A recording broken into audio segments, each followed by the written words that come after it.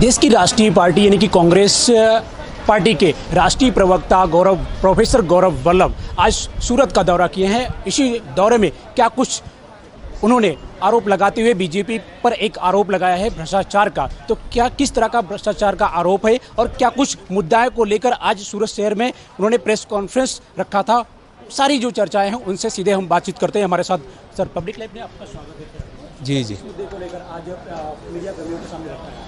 जो देश की केंद्र सरकार का मॉडल है, खाएंगे खिलाएंगे और लुटाएंगे मॉडल, उसको लेकर आज हमने प्रेस वार्ता की।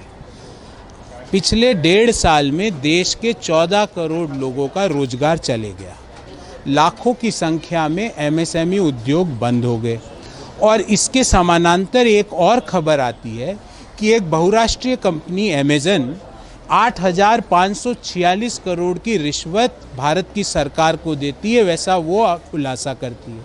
हमारा प्रश्न ये है कि ये 8,546 करोड़ की जो रिश्वत है, क्या ये एक सुपारी के रूप में ली गई है ताकि छोटे दुकानदारों का धंधा, एमएसएमई का धंधा बंद किया जा सके?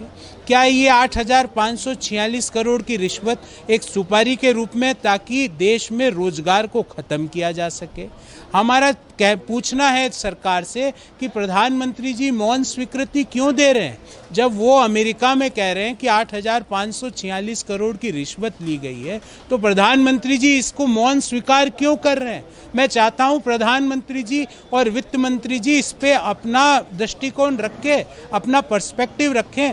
एक बाहर की कंपनी 8,546 करोड़ की रिश्वत देश में देती है, तो क्या ये राष्ट्रीय सुरक्षा के साथ खिलवाड़ नहीं है? क्या इसकी जांच नहीं होनी चाहिए? अगर होनी चाहिए तो क्या इसकी जांच सुप्रीम कोर्ट के सिटिंग जज की अध्यक्षता में नहीं होनी चाहिए?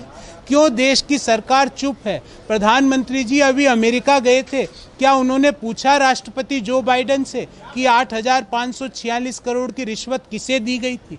मुझे लगता है क्या पता उनको पता हो। अगर पता है तो वो चुप क्यों है? देश ये जानना चाहता है। और सूरत के लोग विशेषकर एमएसएमई से जुड़े हुए हैं। जिस तरह से एमएसएमई की जो टोटल टॉप लाइन है, जिसको हम रेवेन्यूज़ कहते हैं, वो आधी से भी कम रह गई है। जिस तरह से लाखों लोगों की छटनी हुई है एमएसएमई में, जिस तरह से एमएसएमई में सैलरीज कट हुए हैं और वो अक्रॉस द कंट्री हुए हैं, तो क्या और उसी दौरान 8,546 करोड़ की रिश्वत एक बहुराष्ट्रीय कंपनी बोलती है कि हमने सरकार को दी है।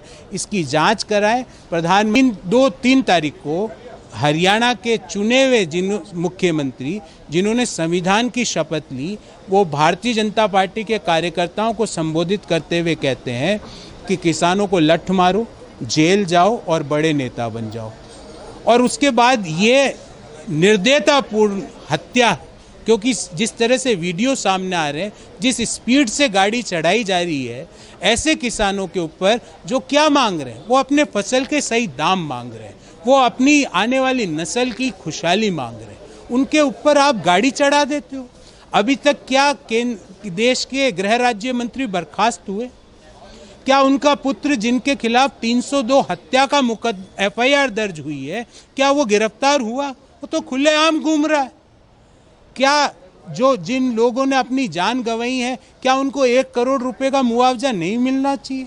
क्या इस पूरे प्रकरण की जांच सुप्रीम कोर्ट के सिटिंग जज की अध्यक्षता में नहीं होनी चाहिए? ये जब तक ये मांगे नहीं मान ली जाती, कांग्रेस पार्टी के सारे नेतृत्व और पूरे सारे कार्यकर्ता सड़कों पर रहेंगे, क्योंकि ये किसान की फसल और आने वाली नस्ल का मामला है। गुजरात विधानसभा चुनाव जो है जल्द आने वाला है, ऐसे में क्या कुछ रहेगा कांग्रेस का एजेंडा? क्योंकि पिछले कुछ सालों में लगातार जो है कांग्रेस की जो पार्टी है गुजरात के अंदर धीरे धीरे सिमटती दिखाई दे रही है, तो क्या आपको लगता है कि आने वाले विधानसभा जो चुनाव है उसको लेकर जो है कुछ एजेंडा ऐसा बनाया गया है जिससे चुनाव में कुछ आपके? हमारा एजेंडा है समृद्ध गुजरात, खुशहाल गुजरात, रोजगार युक्त गुजरात, महिलाओं के सम्मान से युक्त गुजरात, बिजनेस वालों को धंधों से युक्त गुजरात। हमारा एजेंडा फर्जी गुजरात मॉडल का नहीं है। उस गुजरात मॉडल की परत अभी कोरोना में देश ने देखी। गुजरात एकमात्र राज्य था जहां के हाई कोर्ट को ये टिप्पणी करनी पड़ी कि Gujarat government is like a sinking ship of Titanic. तो ये फर्जी गुजरात मॉडल नहीं, गुजरात के युवाओं को रोज़गार देने का हमारा एजेंडा है, गुजरात की महिलाओं को सशक्त करने का हमारा एजेंडा है, गुजरात में बांटने का नहीं जोड़ने का हमारा एजेंडा है।